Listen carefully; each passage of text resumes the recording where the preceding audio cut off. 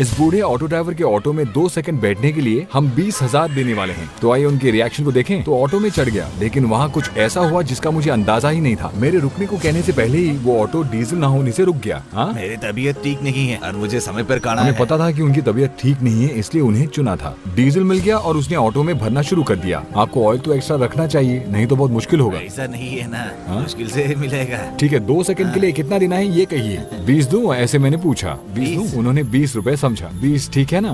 कुछ पीजिए सर। लेकिन उन्हें पता नहीं था कि हम 20,000 कह रहे जो थे। नहीं हमें कोई चाहिए और सर। समझकर वो डर गए। नहीं पहले चाहिए उन्हें सर। हम पर विश्वास नहीं हुआ, लेकिन बाद में वहाँ खड़े सब्सक्राइबर्स के कहने पर और घर पर बात करने के बाद उन्हें विश्वास हुआ। उन्हें बहुत शुक्रिया सर। आश्चर्य और खुशी भी हुई।